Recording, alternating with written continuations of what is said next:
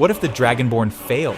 What would Skyrim become if the dragons triumphed, made all humans their undead servants, and destroyed every vestige of civilization? This is Alternate Skyrim, an incredible mod released in February of this year that explores this very scenario. I've compiled a list of 5 mods to run alongside Alternate Skyrim that overhaul the world and mechanics to make the game a post-apocalyptic, resource-driven survival game, much like Breath of the Wild.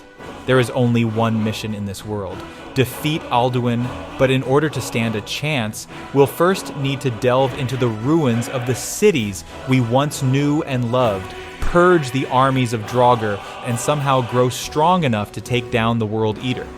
Of course, this would be the story for an entire playthrough, but I'm going to see how much I can accomplish in just 1 hour of playtime. Will we at least make it to Whiterun and discover what remains of the once great city? The adventure begins as we exit the Helgen escape tunnel into the now bleak, quiet world of Skyrim. We enable survival mode so that our carrying capacity is limited, and we'll need to eat, sleep, and stay warm, or else our stats will suffer. We have some basic equipment with us, which is a good chance to mention the first of our 5 companion mods, Skyrim Unleveled. Skyrim Unleveled does the obvious of removing the feature where enemies you encounter in the world adjust to be closer to the player's level. This means that we can now encounter truly deadly foes if we wander into dangerous situations unprepared, even in the overworld. But in addition to deleveling Skyrim, this mod implements many other mechanics adjustments, like rebalancing armor and weapon traits, allowing spells to scale that don't in the base game, and generally just making it so that each piece of equipment we find has more potential utility. It's like a miniature version of Skyrim Requiem, if you're familiar with that overhaul. The second mod is Loot and Degradation, which implements an equipment breakage system. Just like in Breath of the Wild, gear that we use often may break suddenly in combat, and gear that we've upgraded will gradually degrade back to its base form.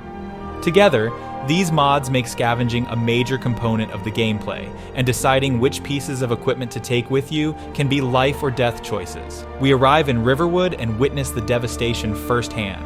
Not a resident in sight, but hey, that means we can kill the Riverwood chicken without getting swarmed by an angry mob. There doesn't look to be too much for us here, so we continue down the road. We get some hunting in, killing an elk and harvesting venison from it. With survival mode enabled but no merchants alive, we'll need to gather and prepare our own food. At last, we get a glimpse of Whiterun and spot a dragon in the distance. The sky actually grows darker as we approach the city despite it being morning, which is a really cool effect to set the tone. We gather some eggs from a local farmstead before suddenly getting charged by a mob of Draugr.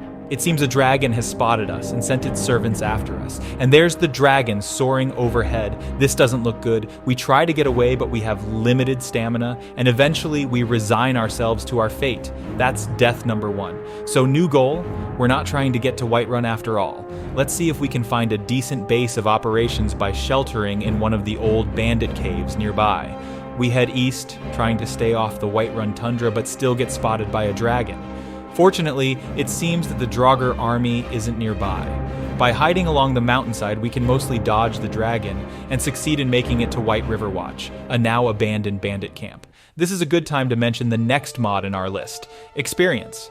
Experience rewards the player with experience for discovering new locations and triumphing in combat, rather than through leveling up individual skills. This incentivizes exploration, as well as limits how much the player can power level.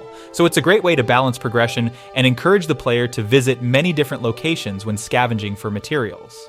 Here at White River Watch, we'll have a chance to rest using the provided bedrolls, and there's even an alchemy table. The 4th mod I've combined with Alternate Skyrim for this overhaul is Complete Alchemy and Cooking Overhaul, which drastically expands the possible potion, poison, and food recipes. This mod fits in great with our list, because the game is now so focused on harvesting and gathering, so we'll be able to use ingredients for a greater variety of purposes. Unfortunately, the only potion we're able to make, given our current ingredients and knowledge, is Fortify Unarmed, which doesn't seem like it'll be especially useful.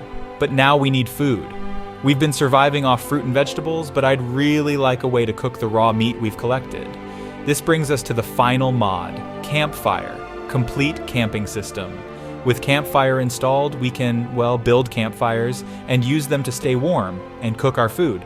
However, doing so requires us to have wood, and to harvest wood, we need a woodcutter's axe. So it looks like finding one will be our next goal. I try leaving the cave to go look for one, but the dragon is still lurking outside, so we'll need to come up with a different plan.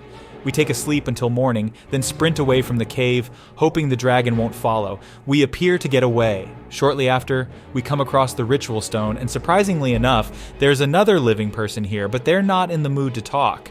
We charge them with our axe, and after a few swings, it breaks thanks to the degradation mod, so we end up pummeling the necromancer to death instead. Maybe those fortify unarmed potions would have come in handy after all.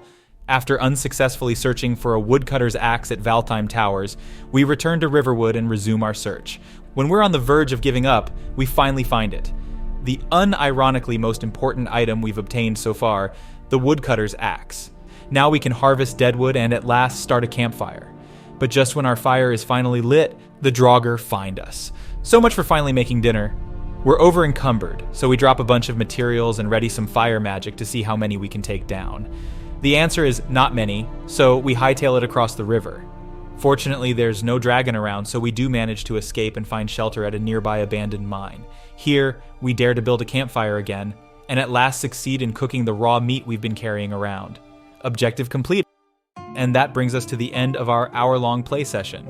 Thanks for watching, that was quite a ride. Let me know your thoughts on Alternate Skyrim in the comments. I'm excited to see what other people do with it in the future. Also, I'm starting a series soon on the channel where I review every Skyrim quest mod, so consider subscribing if you don't want to miss that. Hope to see you next time.